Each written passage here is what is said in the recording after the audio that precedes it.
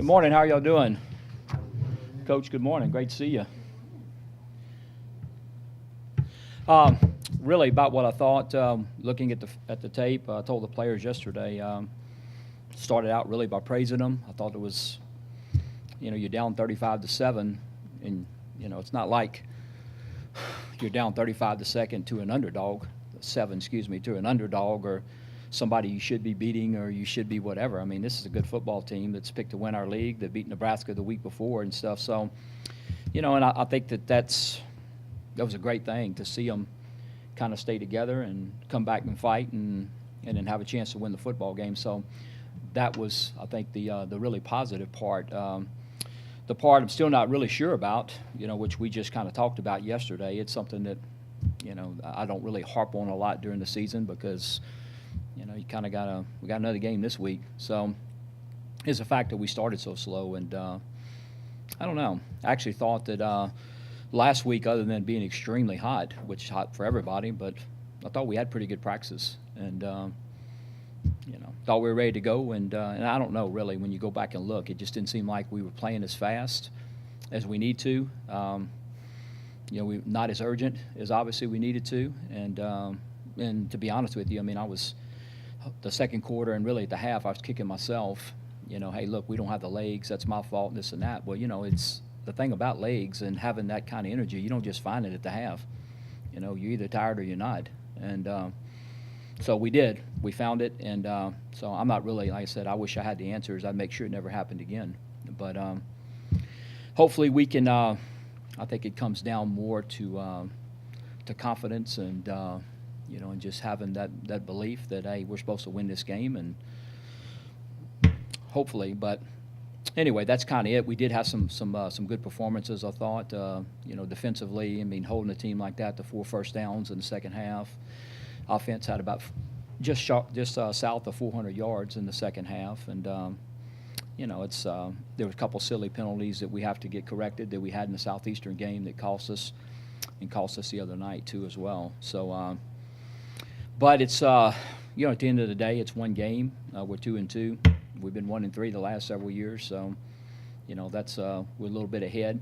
I think these games, when you look at them like this week against Georgia State, I thought the Troy game, I thought the Southern Miss game, those are 50-50 games, and they can go either way. And we won at Southern Miss, and then we lost that one. So hopefully we can have a little bit better fortunes this week. But Georgia State came in here last year and beat us. I think they're physical football team. I like the way they're built. They're big up front on defense. Their linebackers are really good, and I think they have, I was counting in there yesterday or whatever, but they have 54 tackles between the two of them. So they do a nice job of gap control up front and freeing those guys to run. And I was telling the players yesterday, I mean, 1-3 on the season, but the 3 losses are NC State, Memphis, and Western Michigan. So a lot of the same characters back from last year when you look at it. On defense, on offense, they have a different quarterback in Ellington, and he's more of a runner than I think the guy they had last year could certainly throw the ball. This kid can throw the ball. He's got about 800 yards throwing, but he also brings the run threat,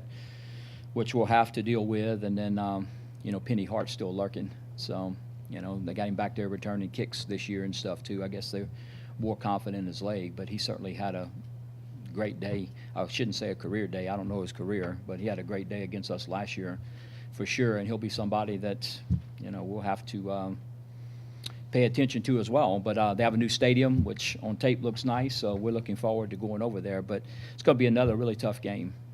I think on most of the polls you saw going into the season, they had the 3 teams there that Troy, App, Arkansas State, that were kind of shuffled around, but pretty much consensus Georgia State was 4, really, in everything that I saw. And they're a team that, coming off of a bold victory last year, and I think Coach Elliott's done a great job there in building that program. When he's done, his background is an App State background, and in fact, he was the O-line coach at App State back when we used to play him in McNeese, and I think you can see a lot of that in what he's building there. So another tough game. On the injury standpoint, Marcus is going to be fine, it looks like. So, we were worried about that. But, I say that, be fine. He's not going to be out for any length of time. We'll see. how he feels in terms of heading into practice in this week. But we were excited yesterday, obviously, to find out it wasn't a year thing or anything like that. And the only guy, Brandius Batiste, came out of the game. He's in our concussion protocol, and that's, if you guys know anything about that, that's just day to day. You have to see how he goes and see how it progresses. But I would say he's probable, maybe doubtful, really, if you look at where he is. So we'll have to see that. But other than that, I think we're fine. Coach, start off with for you yourself. How do you kind of balance that, encouragement from seeing how these kids laid on the line in the second half to come back in this game to being disappointed that you didn't get that same effort for 4 quarters? Well, I mean, I do like I do every week. I mean, that was actually the first thing I addressed. And I don't know why I've always kind of, when I address the team on Sunday, I see things as good, bad, and ugly. So that was the good. So I always start with the good. And I thought that was really, I say good, it was really great when you look at it, look at the effort, look at the, and I was telling you, Adam, the other night, I was excited, I guess, too, because it's been, trying to build this, or however you want to say it, but it was fun in a sense, obviously not to be down 35-7, but to go into the halftime and really, before I even got to address it, and I kind of let them address it, and I kind of was hearing what I was hearing, and so I just kind of backed off because, coaches can do it, but it's a lot better when players are doing it, and they were saying the things that I would have said. There's only 2 things you can do, really, in my opinion. You can keep fighting and stay together, and stay together, stay together, stay together. Everybody stay together, and, hey, keep fighting, one play at a time. Let's get – and that's what was being said. So I kind of walked in, and that's what was being said, and that was the exchange, because in the locker room you have usually 5 minutes maybe to 6 minutes, when the coaches are meeting and adjusting before they actually come in and meet with the players.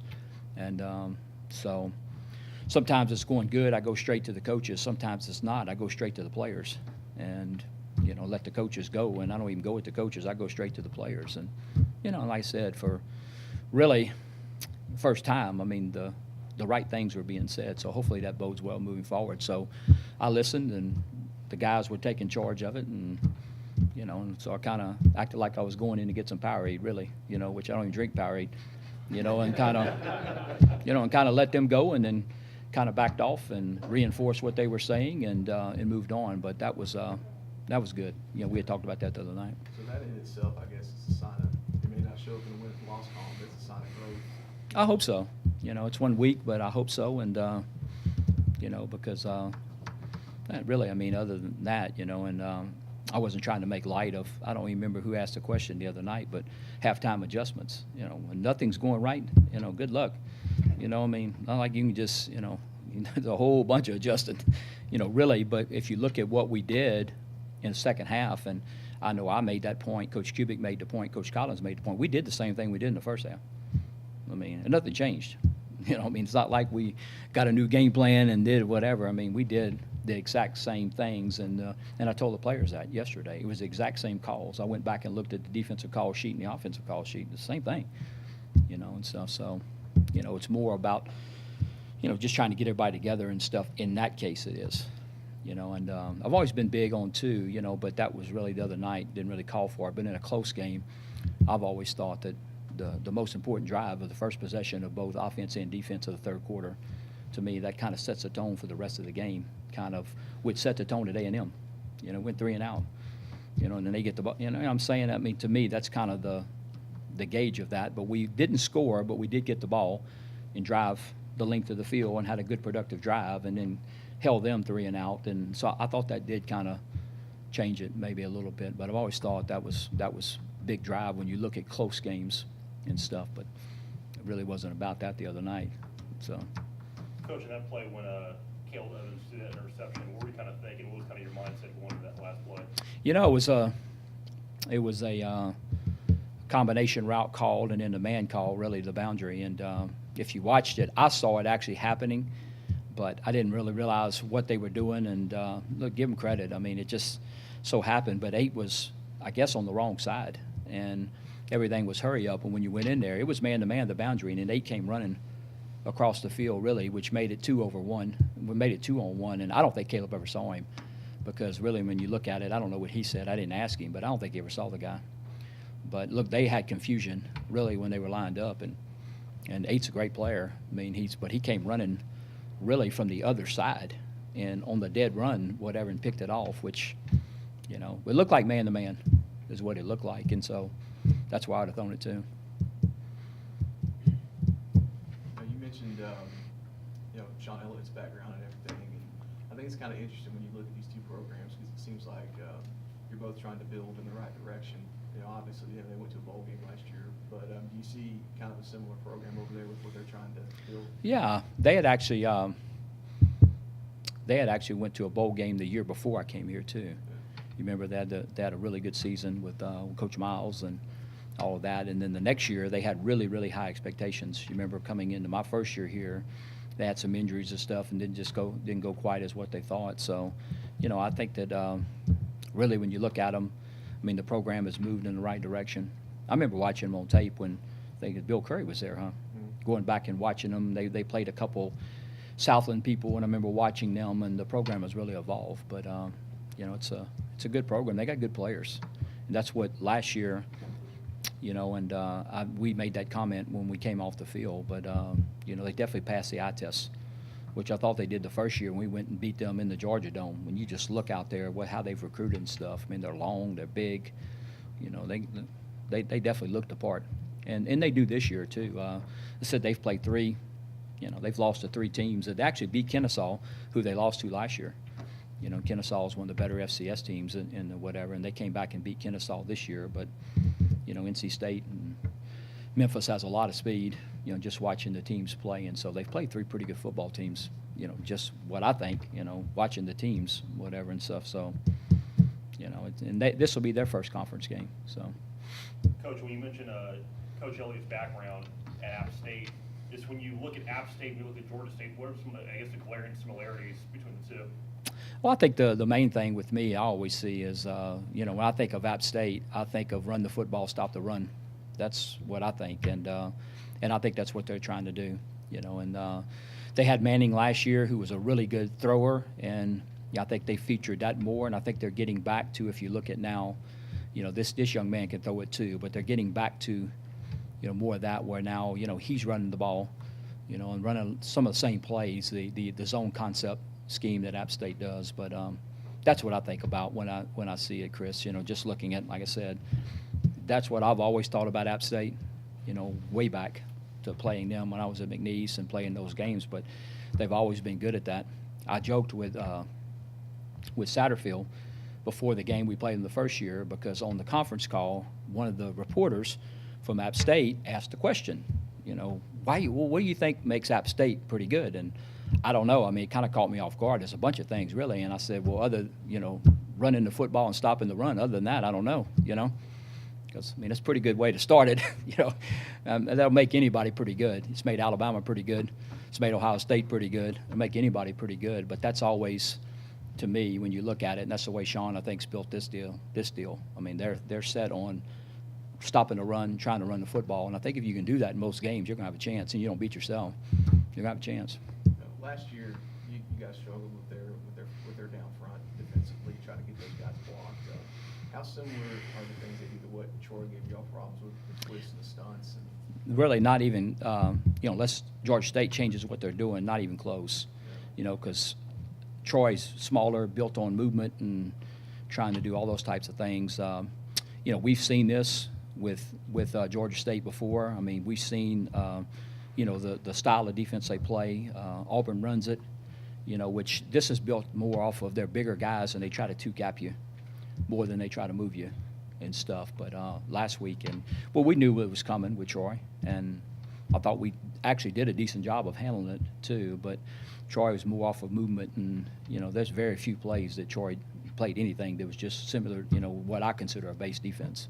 47, all them guys, they were moving almost every down, which is a great scheme, especially when you got those type of players like they do. Piggyback off that a little bit, you mentioned the quarterback run stuff. Troy got you with a little bit of that. What Georgia State does similar to that? Right now, yeah, some of it is, and the fact the read option and all that kind of stuff. But Troy did a nice job of it too, and they did it a few times, but not. They kind of the other night, the first touchdown they got, basically they motioned the guy back and created a triple, which App does. Georgia State Troy only did it a couple times. It wasn't like that was big. They were more tunnel screen, bubble screen, which they really didn't do hardly any of, but they kind of threw that in there too and got us on the first play, and basically what that does, like I said, so far Georgia State hasn't really, that's not really their deal, but who knows, we all look on the tape and go, boy, man, that hurt them, and how about that, and stuff, so we'll see. Texas A&M did a little bit of it against us too, so, but anytime that happens and the guy motions back, becomes triple option, it becomes back assignment football. And somebody's got to have the dive, somebody's got to have the quarterback, somebody's got to have the pitch, and we just didn't play it right the other day. Coach, you mentioned, at halftime, you said the right things were being said with your team. Even in your days at McNeese, did you ever hear what was, I guess, the right things being said at McNeese? And is this the opening of a new chapter for ULM, in your opinion? Oh, yeah, I'm trying to think back, really. I don't remember being down 35-7, to be honest with you. But, I think what I was basically saying is it's a bad feeling, and it's I know it's a bad feeling for fans, it's a bad feeling for everybody, but hey, they feel bad. It's not, nobody prepares all week to go out and play that way. At least that's not your intention. So, but I was just kind of glad, like I said, going into the deal, my thoughts were that's what's going to be the message, not offense, defense, just as a team. Hey, you got to keep playing hard. Just keep playing hard, stay together, and maybe we can get this thing turned around. But, if you don't stay together, then you don't have any chance, obviously, and stuff. So that's the only reason I said that the other night when I was asked the question, that I just felt like I was really excited about that, because the guys that speak a lot, like the David Griffins and the Donald Lewises that actually talk a lot, that was what was coming out of their mouth, and, that's my sentiments exactly. So. Coach, still concerns with the kicking game? If you're talking about the missed extra point, yeah, I'm concerned, really. Watch the tape. I'm not much of a kicking coach, and I didn't really see other than the fact he missed it. So that aspect of it, yes. The rest of it I thought was really good. Their kid, we talked about it last week, was second in the league last year behind Marcus in kickoff returns and all that, and I thought Meeks did a great job of kicking the ball. And even when we got the penalty and had to kick from the 20, we tackled him at the 28, so I thought our kickoff team was really good, really good. I thought our punt team, Jared Porter, had a great night again. We got down there, we covered the punts. I think what's kind of a little frustrating right now is we haven't had an opportunity to return any, because it just so happens the last few weeks, Southern Miss's guy was great. A&M's guy was great, and we knew this guy was great too. And they just kicking the ball in the end zone, so that's taking that out. We haven't had opportunity really, other than the Southeastern game. Marcus had one opportunity, and then the rest of the night Southeastern kicked away from him, and Pooch kicked it. And then Southern Miss, we got no return. We had no returns against A&M, and then Marcus ran one out the other day, which I don't blame him. I'd have ran it out too when you're down 28-7 trying to create something.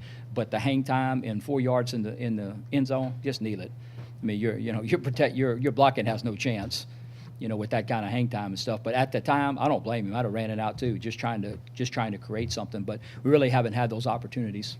And then the other night with the rugby, punting the ball on the ground, you don't really have an opportunity to return those either. Marcus did a nice job of fielding one and come close to that guy. Kind of grabbed him by the foot. But those are just ones that, like I said, that's been a little frustrating, I think, the last 3 weeks, because we played against good kickers. We just hadn't had an opportunity to return any. But, got to keep working, and sooner or later. This kid's good this week too.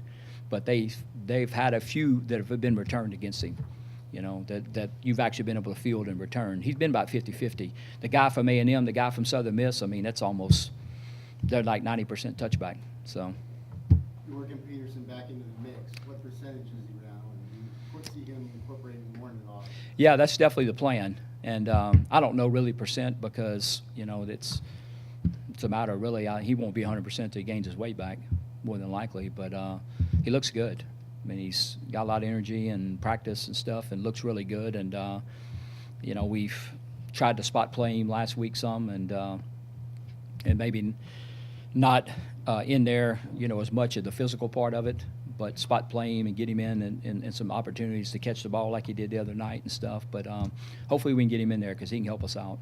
Just gives you another guy that can get vertical like he did the other night and beat. That was an all-conference safety to beat. So. Speaking of Marcus, when you say he's good to go, so it's no cast, no brace, No. no anything? No. So I haven't, like I said, we just found that out, and so I don't know. I haven't asked him, and stuff. I'm sure he's sore and all that. So I'm not talking about necessarily practice or this week. I'm just talking about, I've gotten, some of it from my family, some of it from whatever, but I've gotten about 10 or 20 texts. How's Marcus? Well, we'll find out. So I was just really commenting on the fact that it's not like he's out for the year or anything. So we'll see how he does. Anything else? Thanks, guys. Hey, Coach.